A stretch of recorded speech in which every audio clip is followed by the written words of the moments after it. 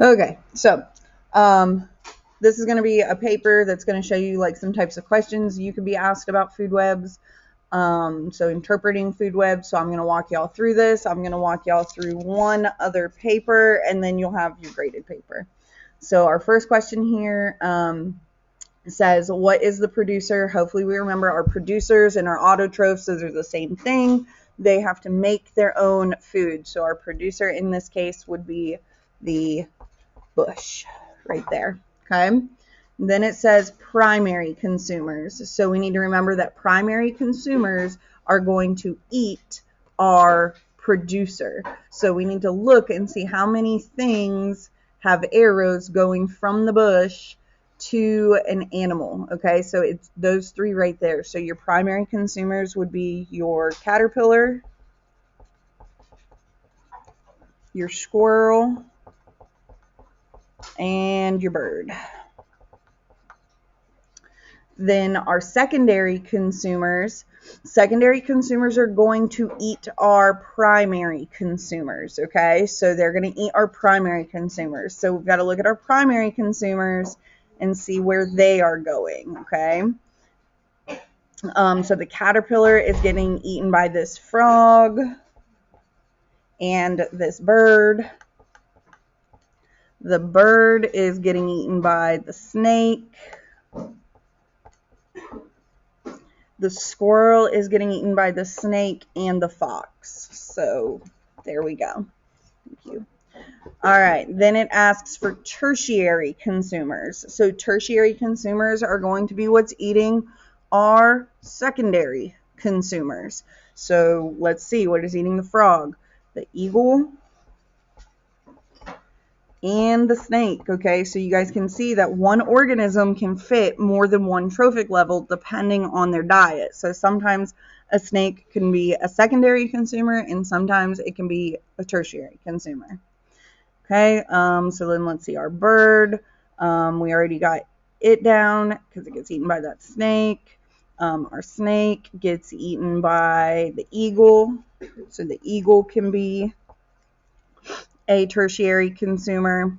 And then our fox isn't getting eaten by anything, so nothing. Okay. Then finally, our quaternary consumers. Those are going to be the things that are eating our tertiary consumers. So when we look eagle, nothing is eating the eagle. Snake, that's getting eaten by the eagle. So the eagle can be a quaternary consumer. We didn't need to write eagle twice. That was my bad right there. There we go.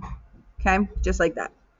Then it asked for 2 herbivores. So that's where we need to look at what's eating our plants, because remember, plants or herbivores only eat plants. So to list 2 of them, caterpillar and bird. Not caterpillar and bird, sorry, because if you look, the bird also eats the caterpillar. So our herbivores are only going to be eating the plants. So the squirrel's not eating anything other than this plant. The caterpillar's not eating anything other than this plant. So it would be the caterpillar and the squirrel. Then it says to identify the one single omnivore. So the one single omnivore is going to be this bird right here. Thank you. Because it's eating both an animal and a plant. So that is our omnivore. And then for carnivores, that's going to be things that are only eating other animals. So lots of options. Not lots of options, just 4 options. Our frog, our eagle, our snake, and our fox. Okay? So then it says convert the food web into a pyramid of numbers. Okay? So we're going to use this right here, and we're going to label where we would find each of these things. Okay? So our bush would be right down here. Our primary consumers go here, so that's our caterpillar, our squirrel, and our bird. Our tertiary consumer or our secondary consumers go right here. Secondary consumers are going right here. So that's frog, bird, snake, fox. And then our tertiary go up here. So this would be our eagle and our snake. Now it asks for numbers, okay? So literally if it doesn't give you a number, you can make up your own number. So I'm going to say 70,000, okay? We need to remember that 10% rule, so only 10% is going to go to the next. So we move our decimal point one place, so this would be 7,000. We move it again one place, this would be 700. We move it again one place, this would be 70, okay? On here, I'm not going to walk you through this, but you do need to do this, and I'm going to check them when I come back tomorrow, okay? So it says create your own food web that models a typical food web for either a lake or the ocean. Include at least 6 organisms in your model, but we need to remember that we always have to start with a producer, okay? We always have to start with a producer, and you're going to sketch the animals or label them on the back here. Hey, can y'all make sure you're staying quiet, please, since I'm still trying to do this? I don't have that much longer, okay?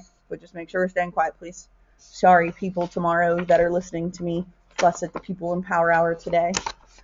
All right, that's that. So then moving on to the next one.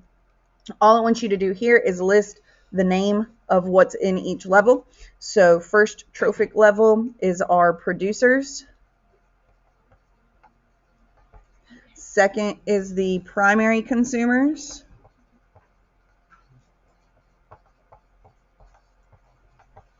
Then we've got our secondary consumers and our tertiary consumers. Okay, so we just list that right there. Down here, it asks us to put everything in its proper location. So that should be pretty easy. The acorn is our producer, so it's going to go here.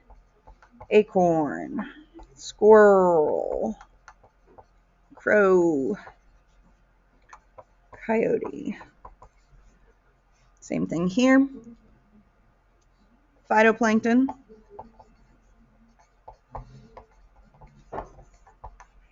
shrimp, snapper, and shark. Okay, on this one you have to create your own. So you need to have a producer and then 3 levels of consumers. And you can get those from this food web that you made. And remember, if you need to go help find the internet to help you figure that one out, you can do that, okay? That's fine. So you'll create your own food chain. You'll write it out right here, just like I did. And then you'll put it in the pyramid. All right, then moving on to the back. Only 10% of the energy available at each trophic level moves on to the next level. So what happens to the other 90%? It is lost as heat or used for life processes. So that's like helping you to be able to grow or reproduce or whatever, okay? An easy way to calculate the amount of energy available at each level is to simply move the decimal one place. Now, it's going to depend which way you're moving it. If you're going up the pyramid, you're going to move it to the left. But if you're going down the pyramid, you're going to move it to the right. And you'll see that happening through these examples. Thank you. All right. So here's our acorn, squirrel, crow, coyote example. So it tells us we have 1,000 available for the first trophic level. So 1,000. Okay. It says there's 100 in the second. It says there's 10 in the third. But then it asks how many kilocalories are available for the tertiary consumer. So we would go 1 over, and that would just be 1. Okay. Then it asks us to also fill in the organisms on the pyramid. So that's our acorn, squirrel, crow, and coyote. All right, then down here, we do the same thing. So this one, though, is a little different because it tells us the first level and it tells us the fourth level. So we can fill those in, 2,500 and 2.5. But then we have to go down. So 2.5 moves this way to become 25. And then it moves over one more time to become 250. So that's our 10% rule. So 250, 25. Then you fill in your organisms again. So phytoplankton, shrimp, snapper,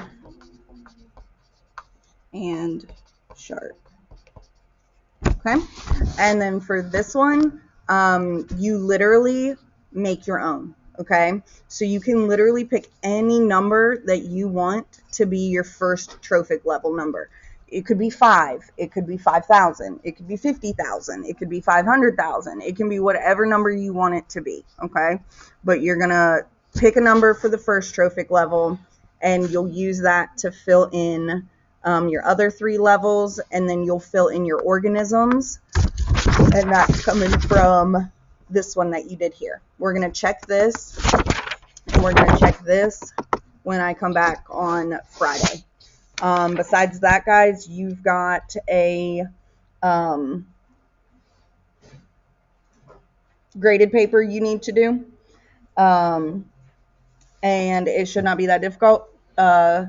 But you need to get that graded paper done, all right, and be ready to go when I come back on Friday.